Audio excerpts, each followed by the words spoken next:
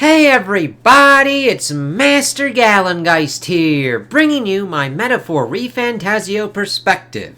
Now, I played this on Steam, that's why I have a little cutout here, and I'd like Atlus Games, Atlus? Yes, Atlus Games. I liked Persona 5 and what they were able to do with that. And I'm like, alright, let's check this out. This is more of a fantasy kind of spin on it. I know they've done Shin Megami Tensei and how Persona was a spin-off of that. This, I think, has a lot of good foundations for another pillar series for them. I very much get vibes of Yakuza Like a Dragon. Where they kind of shifted to kind of a Dragon Quest kind of style, and they did turn-based and everything like that. I mean, it's not completely the same of, like, complete change of gameplay, but flipping it in on its head of what I've normally been used to of how the Persona kind of stuff works, of, like, you're doing stuff at school and all that, and that's kind of my biggest kind of criticism of that. Not criticism of that, criticism of this, they got out of that kind of system, and it kind of falls apart towards the end. When you've got the tournament and you've got the kind of stuff where you're kind of structured enough that you do certain kind of things that kind of go onto that system, it works. However, we'll kind of get to the end of that, because I'm going to try and go as sequentially as kind of possible with certain kind of things. I did overall enjoy this game, and if you're into Persona, I think you'd enjoy this more than if you were into Shin Megami Tensei. And we're kind of going into this. I mean, you'd still probably like it, but this is kind of them experimenting a little bit more, kind of changing up instead of going after Persona and demons with archetypes, which I kind of liked, but then we got towards the end, and the leveling system and stuff starts to get in the way of certain things. So the basis of this is, okay, you and Gallica, this fairy, are supposed to link up with pretty much leaders of the resistance, give this kind of information to this one dude, and deal with Luis, who is purported to have cursed the prince, who's your friend and you're trying to help, and is also linked with killing the king. However, it's a lot more kind of complicated than that. We've got all these different tribes that are split off, and of course, by the time you're going through the game, you're like, this is probably a world that dealt with magic, and then everything went to fucking shit and everything, and you're like, yes, we've got the Elder Tribe, which is pretty much the closest analog to us humans. The monsters are pretty much called humans because of Magla, the magic kind of system, fueled by anxiety and not dealing with kind of what's making them anxious and everything, and just going kind of fuck all crazy and like transforming and pretty much mutating into different kind of creatures and things. That's pretty much the whole kind of crux and theme of like anxieties, pushing them off on other people, not accurately dealing with them, and all the kind of consequences that come with that. I like that as the theme. It's just sometimes they try and hammer the same point kind of over and over again. It's like, alright, that's mainly because of how long the game is. I was over 100 hours when I was pretty much at my kind of end point. I could have ground out a little bit more to finish up and get everybody to 99, but that gets into systems, especially towards the end, which we can kind of deal with here, because as we're going through and kind of learning about what's kind of going on, we get introduced, we pretty much get thrown in and kind of get friends with pretty much all of the tribe members. However, they don't really interact with each other a lot. There should be like a lot of kind of animosity with certain kind of tribes. We got the Ujif, which is Haizme, my favorite character, and the Parapus, Basilio, because Haizme's son was killed during a riot of Parapus. However, we find out later on that that was like pretty much induced by the Church of Sanctism for unknown reasons. But it's like, oh, they kind of have some banter back and forth, but it's not really done in a lot of ways. It's mainly like, you're the Elder character, who's pretty much trying to help the prince, and goes into the tournament to pretty much try and win it for the prince, when you find out that you actually are the prince's soul, given physical form, and the prince was pretty much attempted to be killed again later on, and you then re-merge, and you're like, oh, okay, cool, pretty much giving you another kind of archetype. Yeah, but we're doing this whole tournament kind of thing. The king did this kind of royal magic, and like, yeah, we're gonna kind of have like this democracy kind of thing. And I do like the studio trying to deal with these themes. It's a little bit uneven, but I mean, it does feel like a different kind of team than the Persona ones. They've got that kind of locked with the school thing.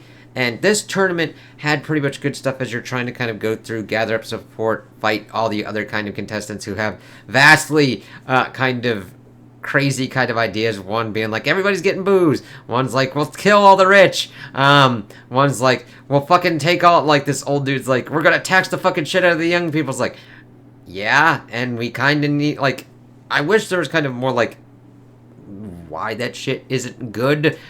We do have some examinations of that, but it's like there's so much to kind of wrap your arms around on this kind of stuff that certain things fall in the wayside. I'm like, that's kind of okay because we're dealing with like this whole kind of shit of like Luis having the same kind of book that we have based on this utopia. We're helping this Moor dude who we find out is actually like the younger kind of idealized version of our father, who is the king, and that we're being guided around by this mysterious woman voice that's just our mother at the end. Is like, okay, there's a lot of crazy ass shit, but we kind of go around drumming up support and dealing with certain kind of dungeons and everything before it kind of starts going off the rails, where Luis still pretty much has a lot of support towards the end. We attempt to kill him, but we don't really kill him, and then he's like, yeah, fuck these guys, and pretty much kills the head sanctifex of the Sanctus Church, and just kind of crazily go, like, launches his own kind of thing. Best thing about the end of the game is that we don't actually fight a god at the end. I mean, we fight certain kind of Magla things that are pretty much god-like, but we don't get, like, ass-pull god out of nowhere. We still fight Luis at the end, which I'm like, yeah, thank you for that. And then pretty much link up for kind of sequeling of our main character going off with the rest of his group, and then setting us up for, like, having other kind of adventures later on. So I'm like, okay, good sequel, good foundation and everything. And I like kind of going through and the whole kind of tournament thing. I think their main kind of problem is trying to figure out how that kind of works. So I've given you the basic of the kind of story, and of course we have things of like the followers that we go through and we learn more about them. Heisme and his son, Hulkenberg, and her feelings of being a knight and failing the prince, Stroll, let me see.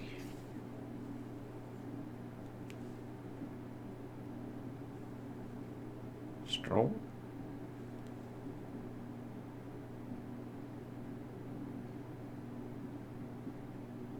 Yeah, Grease doing that. Yeah, Stroll, trying to live up to being a noble, which is cool. We got linked up with this Grease dude, and he tried to, like, assassinate Luis in the beginning. It's like, that didn't work out very well, did it? And then being friends with, like, his daughter and all that. Let's see. Then we get Heisme, Juna, who is a Nydia, who, for some reason, all the Nydia are small children, but they do a glamour to appear like adults. Yufa, who is Mastari. That one's kind of pretty much linked more towards Japanese culture. But she's interesting in that she's a priestess that's pretty much ready to sacrifice herself, but learning about the whole kind of bit of, like, magic and the ruins of the world. It's like, oh shit, I'm not adverse to, like, ruins of the old world kind of stuff. It's just, it's kind of telegraphed far enough that you're like, okay, come on, let's kind of go with it. Though it takes a kind of little bit to actually go through it. Thing is, it almost gets Metal Gear kind of crazy with certain kind of cutscenes where it's like, okay, this is kind of going on a little bit long, and you just kind of have to leave it there instead of pausing it. I'm like, all right, because I try and make sure that I don't skip anything. And I'm like, what the fuck? What do I do here? Let's see. And then Basilio's at the end. Youth and Basilio kind of get, like, the short end of the sticks. Again, kind of like Haru from Persona 5. But the thing is, you start running out of things to do, because you go to this place, you're trying to find, like, the Heisme was pretty much linked up as your bounty for one thing, because you go through this kind of whole thing, the church, and all the kind of political elites are trying to like rig the kind of tournament to their favor, and Luis just keeps coming out on top on that kind of shit because, well, he's kind of better at kind of manipulating certain kind of things, but also a little bit of a plot demands because he's the more kind of focused up antagonist. And spoiler alert, he is also an Elda from the same place that the prince was. We learned that the king had was pretty much in love with the head kind of person of the Elda Sanctum because we're going through, everything's kind of going nutty. We're in second in command, in line for the throne for the tournament, and Luis pretty much uses this magic to pretty much try and mutate us into a human. Kind of works, kind of doesn't. We get back to ourselves and then get to the Elda Sanctum and get pretty much info dumped with all this kind of shit. And then we get to the point where we're trying to grind ourselves out. Thing is, we don't really get very effective ways for grinding. So we get into the gameplay, it's turn-based and everything. After a certain kind of point, you have to kind of like grind up like money and mag. And this is the kind of real big kind of pain point systems for me. Because I over-leveled myself, but it got into such a kind of position that there was also no place at the end to kind of grind it out. Like, if I wanted to get to 99, I would have had to spend an inordinate amount of time because these were, like, level 80-some motherfuckers. And it's like, because I'm in the overworld and I can kill these motherfuckers with one shot. So I did that pretty much to get a lot of money. And the thing is, I kind of kept over-leveling myself. But the thing is, my other kind of characters weren't over-leveled that much because, like, they came in so late. And you then have to pretty much, like, bum rush through their kind of follower things in order to make sure that, like, if they're not in the active party, they can still get experience. It's just, if you're gonna put characters in at an endgame stage, just do some kind of script thing to make sure that they're as leveled as your party, because mine was, like, shot up because of all the kind of grinding that I did. But the thing is, towards the end, when you're like at the end part, when you're trying to like grind out mag and pretty much any kind of experience points for like actual leveling, it's just a slog. You're like, oh my god. Because they tied certain kind of weapons to archetype mastery. So, like the main character had a weapon, you master all the archetypes on him, which doesn't mean that you need to level him up all the way, but I did that anyway. Which the thing is, you get these kind of things that you can use to level them up without actually having to use them in combat. It kind of becomes more of a kind of extra system. I hope they kind of work it out and flesh it out, because I like the idea of having the archetypes and then just kind of leveling up kind of like jobs. But its execution was just a little bit off enough for me to be like, this is a lot of mag that we have to get to buy the thing. Which you then have to use one certain kind of archetype to pretty much try and steal as much mag or generate as much mag as possible. And that wasn't an easy kind of feat, because it's tied to your magic points. And there aren't a lot of ways to replenish your magic points, because you can't really buy that many things to do it. Otherwise, you use another archetype that doesn't really generate as much mag as you would want, where you'd have to run around the overworld, resetting motherfuckers at a good clip to try and, like, get that. So your main kind of place to kind of do any kind of grinding is in the final battle kind of dungeon before you get to the final battle with Luis. And you have Nurse, your dude that pretty much is like your Sid. He works out pretty well. He gives you pretty much a resting kind of thing that can, like, replenish your magic. And by the time you're, like, at that endgame point to try and do this kind of grinding, you're like, okay, I can't escape from this, so I have to just keep going through this, and it's just like, oh, I can't get this high, I have to do this to get this much mag, which is just like, holy fucking shit. Things just needed to be kind of retooled a little bit better for that for me. And then, it's making sure that you have these for certain kind of things. It's like for other kind of runs. I just finished out the game, and I'll see how it kind of works out. If they do kind of the usual kind of Atlus thing, where they release a kind of better version of it, I might look into it. depending upon what kind of systems they retool and what's kind of added with the DLC. I liked what they added for Royal, for Persona 5, but it's kind of hard to, like, this one I would need them to retool a little bit of stuff, because the grinding kind of thing was kind of, it's really kind of weird.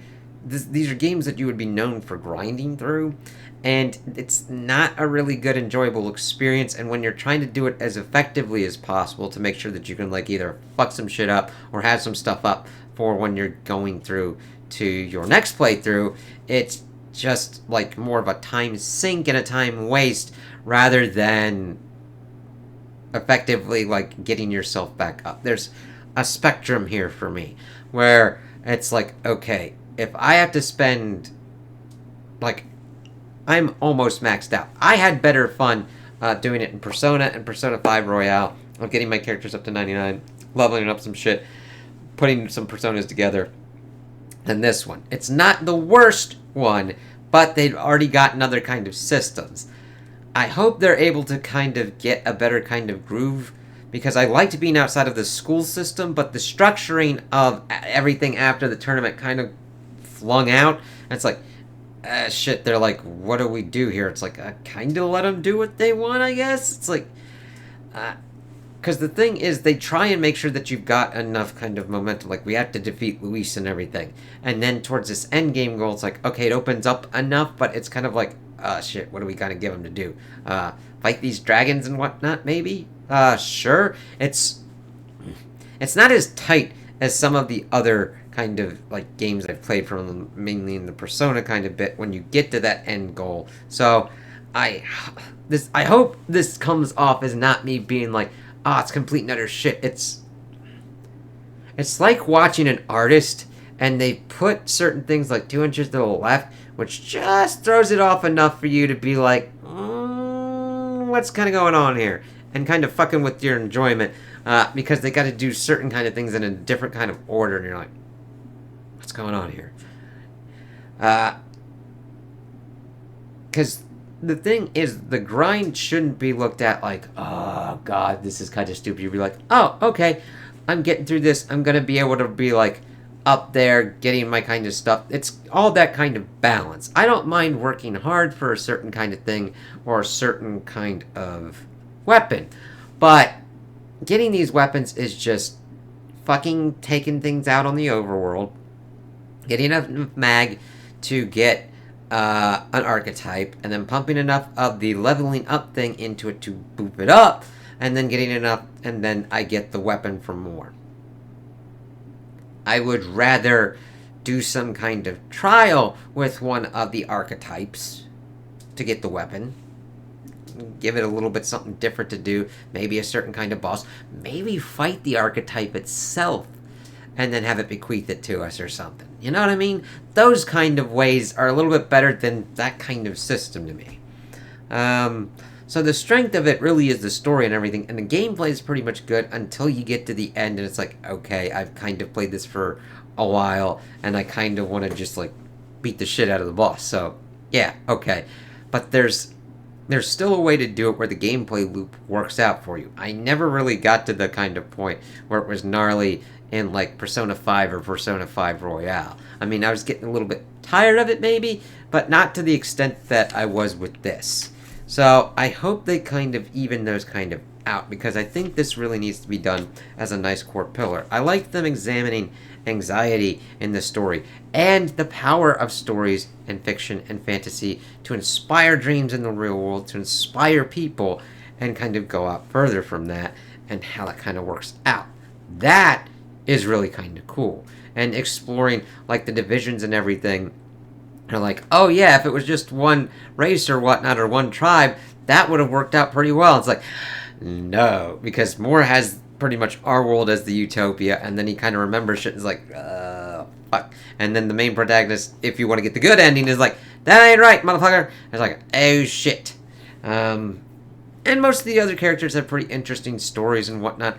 Brigitte, as the Igniter salesperson, of course, Maria, and trying to be trying to figure out what she kind of wants to do and how she wants to make people happy. Barden, who's trying to figure out how to, like, lead people and shit. A lot of kind of good stuff with the characters. Alonzo, Katharina, let's see. There's a lot of good ones that give you kind of... I just wish they'd strung it together a little bit better.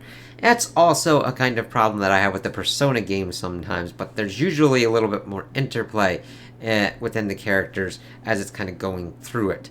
But there's certain kind of things with, like, lining up of even kind of personal stories that it would have been better to have some kind of interconnectedness of the characters and kind of seeing what was kind of going on and seeing their relationships, because if the main protagonist wasn't there, whatever you named the prince, I would almost be like, how do these people interact? You know what I mean? Like, what about Yufa and Juna? Yufa and Hulkenberg. Juna and Hulkenberg. Stroll and Yufa. Stroll and Juna. Heisme and Hulkenberg. I mean, they've both been knights within the service of the kingdom. And what do they, like, talk the shit about and, like, shoot the shit? You know what I mean? But as a kind of first fantasy kind of one, I think it's a good basis, a good foundation, and I want to see more of what they do here. And I still had fun. Though, as playing on PC, there was one freaky fucking thing that happened. Alright, you're at the Grand Cathedral, and you're fighting the human that kind of bopped up, because you're fighting Necromancer, whose loyalty to Luis is fucking insane. He fucking turns himself into a human pretty much towards the end. But you're fighting this human, this big kind of boss, and this weird thing happened where, now, I wouldn't have a problem with what kind of went on. However, it was a boss battle, and I'd have to start over again. What happened was I couldn't attack the boss, and, like, the camera went fuck balls wild, where... Okay, how do I even fucking try to set this scene? Alright, you got your 3 party people looking at me like this. You got... Yeah, and then you got the human dude. Alright, welcome to the world of trying to explain shit. Thing is, I could kind of record that thing, but I'm like, I don't even know how the fuck it happened, and it didn't happen again, thank God. But it's just doing its thing. I have to pretty much fuck it up enough with, like, its egg thing, and then for some reason, the camera kind of inverts the fucking thing, and I can't attack it. And I'm like, everybody just fucking guard and hope to God you don't fucking die. It eventually righted itself, and I was able to beat the boss, but, like, it was the strangest technical thing that I had in the game. Otherwise, good on Steam. It played well on my rig. No, like, it was more of just like, hey, what up, bitch? And I'm like, I did not order this. I don't know how it happened. And then it didn't happen again. I'm like, thank you. So that was just one technical kind of hiccup. And I think that's pretty good considering what kind of goes on for games nowadays. But I would definitely recommend this for more Persona fans more than Shin Megami Tensei. It's got dark shit and everything, but it's more on the Persona kind of side rather than Shin Megami Tensei. And if you're into Shin Megami Tensei, that's your kind of thing. Like, I tried to play a little bit of them, and some of them are just, like, too kind of, like, downer for me, and I'm just like, I don't mind dealing, like, this was dealing with some heavy-ass fucking shit. And the soundtrack was pretty good. So, though it does get kind of repetitive. Because you got the epic kind of one with, like, this kind of chant thing going on, and that's your main kind of battle theme. But it gets a little bit grating towards the end, because it doesn't... You don't start off with your big-ass one first, because it can wear out if you keep utilizing it over and over again. Yeah, soundtrack was good. Voice acting was good. Titling and all that. Yeah. I would definitely recommend this. Even with my quibbles on it, it's kind of got some shaky kind of stuff, but not enough to kind of like completely break or destroy the game. Just when you're getting towards the end, you're like, alright, I can't like get up this higher. Unless I want to spend like umpteen hours and just fucking like for little kind of things. But yeah, I liked how the story and the characters. I just wish there's a little bit more. It just needed a little bit more execution and connection with them. I liked what they were exploring, and I can't wait to see where they kind of go from here and how they kind of improve things, how they take things in different kind of directions. Maybe it's really going to be different. If I'm intrigued to see what they do to kind of change up. Oh god, don't do that. Okay, that's better. If they're going to do a tournament or not. I think a tournament for like any kind of thing might work out pretty well in this kind of thing. Otherwise, they're going to have to start figuring out how to do this kind of time day setup, or even move past it and do it without that. I don't know.